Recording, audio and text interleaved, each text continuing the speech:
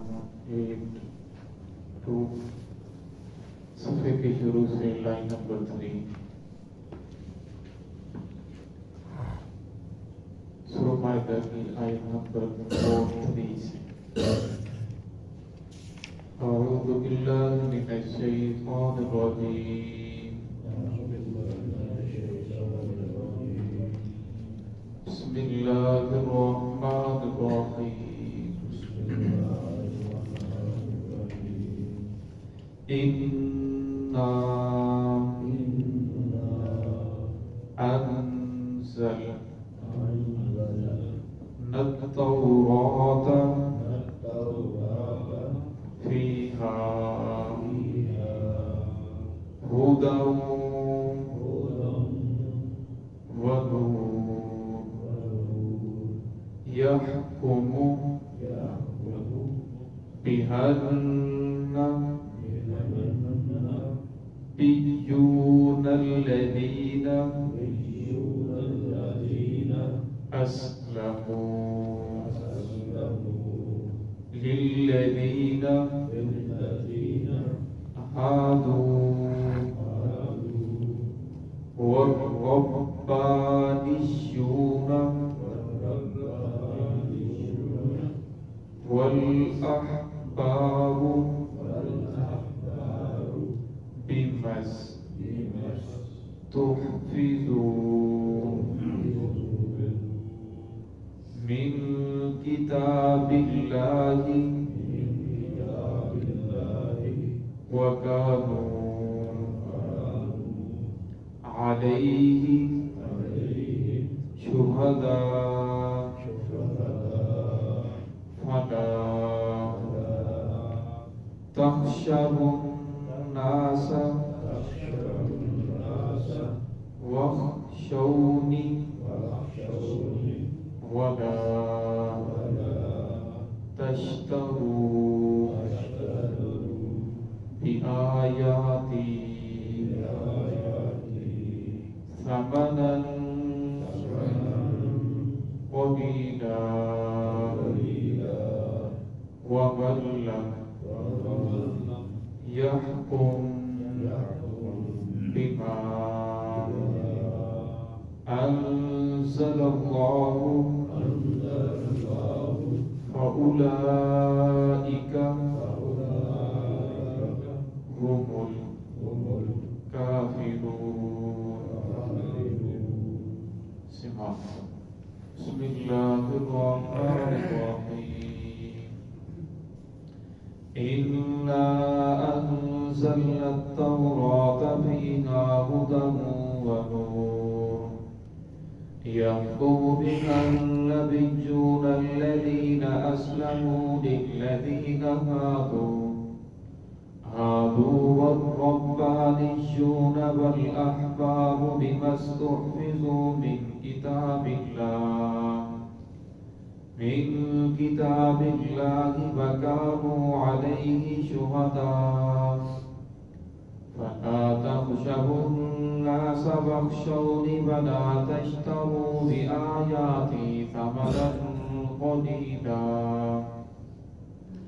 ومن لم يحكم بما أنزل الله فأولئك هم الكافرون. إنا أنزلنا التوراة فيها هدى ونور بے شک ہم نے نازل کیا تورات کو فیہا ہدی ونور جس میں ہدایت ہے اور روشنی ہے. یحکم بها النبیون الذین اسلموا فیصلے کرتے تھے اس کے مطابق نبی جو فرما برداری کرنے والے تھے. للذین ہادوا یہودیوں کے درمیان فیصلہ کرتے تھے. والربانیون اور ان کے پیر مشائخ. والاحبار اور علماء وہ بھی اس کے مطابق فیصلہ کرتے تھے. بما استحفظوا من کتاب اللہ اس وجہ سے کہ انہیں نگران بنایا گیا تھا اللہ کی کتاب کا. وَكَانُوا عَلَيْهِ شُهَدَاءَ اور وہ اس پر گواہ تھے. فَلَا تَخْشَوُا النَّاسَ بس اس لیے تم لوگوں سے نہ ڈرو. وَاخْشَوْنِي مجھ سے ڈرو. وَلَا تَشْتَرُوا بِآيَاتِي ثَمَنًا قَلِيلًا اور نہ بیچو میری آیات کو تھوڑے ثمن کے بدلے میں. وَمَن لَّمْ يَحْكُم بِمَا أَنزَلَ اللَّهُ فَأُولَٰئِكَ هُمُ الْكَافِرُونَ، اور وہ شخص جو فیصلہ نہ کرے اس چیز پر اس کے مطابق جو اللہ رب العزت نے نازل کیا، فَأُولَٰئِكَ هُمُ الْكَافِرُونَ، بس وہی لوگ کافر ہیں۔ اس پہلی آیت کے اندر اللہ رب العزت نے تورات کی فضیلت کو بیان فرمایا۔ گزشتہ آیات کے اندر گزرا کہ وہ لوگ آپ صلی اللہ علیہ وسلم سے فیصلہ کروانے کے لیے آئے، حالانکہ ان کے پاس تورات کے اندر وہ سارا فیصلہ موجود تھا، احکام موجود تھے، لیکن وہ پھر بھی آپ صلی اللہ علیہ وسلم کے پاس آئے، اس لیے کہ وہ تورات کے اوپر عمل کرنا نہیں چاہتے تھے اور محمد رسول اللہ صلی اللہ علیہ وسلم کو پہلے ہی نبی نہیں مانتے تھے، اور ان کا مقصد یہ تھا کہ اگر آپ صلی اللہ علیہ وسلم کا فیصلہ خواہشات کے مطابق ہوا تو مان لیں گے، اگر خواہشات کے مطابق نہ ہوا تو نہیں مانیں گے۔ تو اللہ رب العزت نے فرمایا کہ تورات کی بہت زیادہ فضیلت ہے۔ تورات 4000 سال تک انبیاء، اسی طرح مشائخ، پیر، علماء تورات کے مطابق فیصلے کرتے رہے۔ قرآن پاک تورات کے 4000 سال بعد نازل ہوا۔ 4000 سال تک لوگ اسی کے مطابق فیصلے کرتے تھے، اسی پر عمل کرتے تھے، لیکن جب قرآن پاک نازل ہوا تو قرآن پاک کی حفاظت کا ذمہ اللہ رب العزت کی ذات نے لیا ہے۔ اِنَّا نَحْنُ نَزَّلْنَا الذِّكْرَ وَإِنَّا لَهُ لَحَافِظُونَ، ہم نے اس قرآن کو نازل بھی کیا ہے اور اس کی حفاظت کے ذمہ دار بھی ہم خود ہیں۔ تو 1400 سال گزر کے آج تک قرآن پاک کا ایک حرف بھی تبدیل نہیں ہوا، زیر زبر شد مد کسی چیز کے اندر کوئی تبدیلی نہیں آئی۔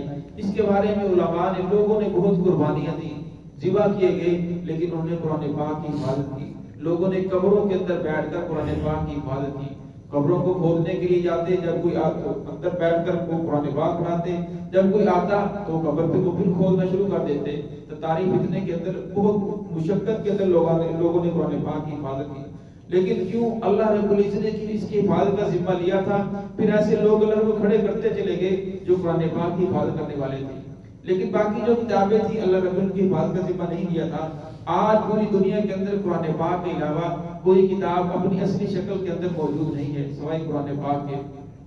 تو اللہ رب العزت نے فرمایا کہ تورات کے اندر روشنی تھی، ہدایت تھی، یحکم بها النبیون، فرمایا اس کے مطابق فیصلے کرتے تھے نبی، للذین اسلموا، جو فرما برداری کرنے والے تھے۔ اس کا یہ ہرگز مطلب نہیں کہ کچھ نبی ایسے تھے جو نافرمانی کرنے والے تھے، اس کا مطلب یہ ہے کہ جس طرح محمد رسول اللہ صلی اللہ علیہ وسلم کے زمانے کے اندر کچھ لوگوں نے نبوت کا جھوٹا دعویٰ کیا، تو اس دور کے اندر بھی کچھ لوگ ایسے تھے جنہوں نے نبوت کا جھوٹا دعویٰ کیا، تو اس لیے فرمایا کہ جھوٹے نبی ہیں وہ مراد نہیں ہیں، بلکہ جو فرما برداری کرنے والے ہیں، جن کو اللہ رب العزت نبی بنا کر بھیجا ہے۔ آپ صلی اللہ علیہ وسلم کے دور کے اندر، آپ صلی اللہ علیہ وسلم کی زندگی کے اندر مسلمہ کذاب نے نبوت کا دعویٰ کیا، رسول اللہ صلی اللہ علیہ وسلم کو پیغام بھیجا کہ آپ ایسا کریں، مجھے بھی نبی مان لیں، شہر کی آپ نبی بن جائیں، دیہاتوں کا میں نبی بن جاتا ہوں، تو لہذا سلسلہ چلتا رہے گا۔ تو آپ صلی اللہ علیہ وسلم نے اس کی بات کا انکار کیا کہ تو جھوٹا ہے، میں اللہ رب العزت کا نبی ہوں۔ پھر اسے یمامہ کے مقام کے اوپر قتل کیا گیا۔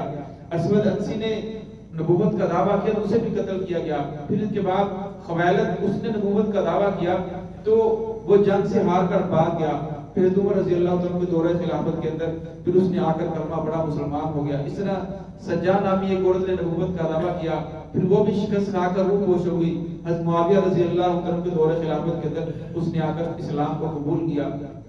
اس طرح بے شمار لوگوں نے نبوت کے دعوے کیے، اور انگریز کا پالا ہوا یہ مرزا غلام احمد قادیانی، اس کو انگریز نے تیار کیا تھا، اس کو انگریز نے نبی بنایا تھا کہ تو نے جا کر جہاد کا انکار کرنا ہے کہ میں اللہ کا نبی ہوں، لہذا اب اللہ رب العزت کی طرف سے حکم آ چکا ہے کہ اسلام کے اندر جنگ و جدال حرام ہے۔ اس نے نبوت کا دعویٰ کیا اور یہ اعلان کر دیا کہ اللہ رب العزت نے مجھے حکم دیا ہے کہ اب جنگ و جدال نہیں ہوگا، لڑائی نہیں ہوگی، لہذا جہاد کو اللہ رب العزت نے حرام قرار دے دیا۔ کیوں؟ اس لیے کہ کوئی انگریز کے خلاف کا تلوار نہ اٹھا سکے۔ ان کی شریعت کے اندر تو ہوگا کہ جہاد ختم ہو چکا ہے۔ تو اللہ رب العزت نے، علماء نے اس کی بھی حفاظت فرمائی، علماء نے اس کا مقابلہ کیا، اور آج تک وہ لوگ اپنی بات کے اوپر ڈٹے ہوئے ہیں۔ کچھ لوگ اس کی پیروی کرنے والے ہیں، اور علماء باقاعدہ اس کا دفاع کر رہے ہیں کہ یہ لوگ جھوٹے ہیں، یہ آپ صلی اللہ علیہ وسلم کے بعد کوئی نبی نہیں آئے گا، جو نبوت کا دعویٰ کرے گا وہ جھوٹا ہوگا۔ تو یہاں اللہ رب العزت فرمائے للذین اسلموا، جو فرما برداری کرنے والے تھے، للذین ہادوا، اور یہودیوں کے درمیان فیصلے کرتے تھے، کیونکہ جو تورات تھی وہ صرف یہودیوں کے بارے میں ہی نازل ہوئی تھی۔ اور پھر قرآن پاک کو اللہ رب العزت فرمائے یہ تو عالمی کتاب ہے اور تمام انسانیت کے لیے ہے، قیامت تک کے لیے ہے۔ والربانیون، اور فرمایا ان کے جو نبی تھے وہ بھی فیصلے کرتے تھے، والاحبار، اور والربانیون ان کے جو پیر تھے وہ بھی فیصلے کرتے تھے، والاحبار، اور اسی طرح علماء، بما استحفظوا، کیوں؟ اس لیے کہ اللہ رب العزت نے انہیں نگران بنایا گیا تھا من کتاب اللہ، اللہ رب العزت کی کتاب پر انہوں نے اپنے دور کے اندر حفاظت کی، پھر آہستہ آہستہ اس کے اندر تبدیلیاں آنا شروع ہو گئی، وَقَانُوا عَلَيْهِ شُهَدَاءَ، اور فرمایا وہ سارے اس بات پر گواہ تھے کہ یہ تورات اللہ رب العزت کی کتاب ہے۔ فَلَا تَخْشَوُا النَّاسَ، یہاں اللہ رب العزت فرمایا کہ لوگوں سے نہ ڈرو، وَاخْشَوْنِی، مجھ سے ڈرو، وَلَا تَشْتَرُوا بِآیَاتِی ثَمَنًا قَلِیلًا، اور میری آیات کو تھوڑے ثمن کے بدلے میں خریدو نہیں، دنیا کے مفاد کے لیے، دنیا کے پیسے کے لیے، دنیا کے لالچ کے لیے، جس طرح گزشتہ آیات کے اندر گزرا۔ یہود کے جو جج تھے، قاضی تھے، وہ جب رشوت دیتے تو فیصلے کو تبدیل کر دیتے، اور کسی کے خلاف ہے تو اس کے حق کے اندر کر دیتے۔ آج کل ہماری عدالتوں کے اندر بھی یہی ہو رہا ہے۔ تو فرمایا وہ بھی بہت زیادہ رشوت لینے والے تھے اور فیصلے کو تبدیل کر دیتے تھے، اللہ رب العزت کی آیات کو، تورات کے حکم کو تبدیل کر دیتے تھے۔ تو یہاں اللہ رب العزت فرمایا کہ اللہ رب العزت کی آیات کو تھوڑے ثمن کے بدلے میں نہ بیچو۔ اس کا یہ مطلب ہرگز نہیں کہ اگر زیادہ ثمن مل رہا ہو تو پھر بیچ دیا جائے۔ اور میں اللہ رب العزت کی ہاں دنیا کی حقیقت اگر مچھر کے پر کے برابر بھی ہوتی ہے، اصل کی حدیث ہے، فرمایا اللہ رب العزت کسی کافر کو پانی کے گھونٹ نہ دیتے۔ فرمایا اللہ رب العزت کی جتنی بھی دنیا ہے اس کی کوئی حقیقت نہیں ہے۔ فرمایا اگر ساری کی ساری دنیا صرف ایک انسان کے پاس آ جائے تو فرمایا پھر وہ انسان خسارے کے اندر ہے۔ آخر اس انسان نے اس دنیا کو چھوڑ کر جانا ہے، اس مال و دولت کو چھوڑ کر جانا ہے، یہاں ہمیشہ رہنے کے لیے نہیں آیا۔ اس لیے فرمایا دنیا کی عارضی زندگی کے لیے اللہ کی آیات کو نہ بیچو، اپنی آخرت کو خراب نہ کرو۔ وَمَن لَّمْ يَحْكُم بِمَا أَنزَلَ اللَّهُ، اور فرمایا جو شخص فیصلہ نہیں کرے گا بما انزل اللہ، اس کے مطابق جو اللہ رب العزت نے نازل کیا، فَأُولَٰئِكَ هُمُ الْكَافِرُونَ، فرمایا یہی لوگ کافر ہیں۔ یہ اللہ رب العزت نے تورات کے بارے میں نازل فرمایا۔ لیکن آج دیکھا جائے، میں کسی کو کافر نہیں کہتا، آپ بھی کسی کو کافر نہ کہیں، لیکن دیکھا جائے ہماری عدالتوں کے اندر دیکھ لیں، ہم عوام الناس کے اندر دیکھ لیں، ہم اپنے اندر دیکھ لیں کہ ہم کیا قرآن پاک کے مطابق فیصلے کرتے ہیں یا نہیں کرتے۔ ہمارے پاس ایک سہارا ہے محمد رسول اللہ صلی اللہ علیہ وسلم کا، جس نے کلمہ پڑھا ہے، اس کے پاس یہ سہارا ہے کہ محمد رسول اللہ صلی اللہ علیہ وسلم شفاعت فرمائیں گے قبر سے لے کر محشر تک۔ ان کے پاس ایک ہی سہارا ہے جنت کے اندر داخل ہونے کے لیے کہ ہماری غلطیاں جو کمیاں خدائیاں ہیں وہ محمد رسول اللہ صلی اللہ علیہ وسلم کی شفاعت کی وجہ سے اللہ رب العزت وہ ختم فرمائیں گے۔ آپ صلی اللہ علیہ وسلم کی امتی ہونے کی وجہ سے اللہ رب العزت ہمارے اوپر رحم والا معاملہ فرمائیں گے، ہم جنت کے اندر داخل ہو جائیں گے۔ لیکن فرمایا آپ صلی اللہ علیہ وسلم صرف ان کے لیے شفاعت کریں گے جو ایمان والے ہوں گے۔ کافروں کے بارے میں آپ صلی اللہ علیہ وسلم شفاعت نہیں کریں گے، بلکہ آپ صلی اللہ علیہ وسلم کی شفاعت مسلمانوں کے بارے میں ہوگی، گناہگاروں کے بارے میں ہوگی۔ اور اسی طرح جو نیک لوگ ہوں گے جن کے درجات کم ہوں گے ان کو اعلیٰ مقام عطا کرنے کے لیے آپ صلی اللہ علیہ وسلم کی سفارش ہوگی۔ تو یہاں اللہ رب العزت نے فرمایا وَمَن لَّمْ يَحْكُم بِمَا أَنزَلَ اللَّهُ، وہ شخص جو فیصلہ نہ کرے بما انزل اللہ، اس کے مطابق جو اللہ رب العزت نازل کیا، فَأُولَٰئِكَ هُمُ الْكَافِرُونَ، فرمایا وہ لوگ کافر ہیں۔ تو یہاں اللہ رب العزت نے انسانوں کو جھنجھوڑا ہے کہ انسان کو کوشش کرنی چاہیے جہاں تک اس کا بس چلے، کیونکہ فیصلے صرف عدالت نہیں کرتی، فیصلے صرف حکومت نہیں کرتی، ہر انسان فیصلہ کرتا ہے اپنے گھر کے بارے میں، اپنے بچوں کے بارے میں، ازواجی زندگی کے بارے میں، رشتہ داروں کے بارے میں، لین دین کے بارے میں۔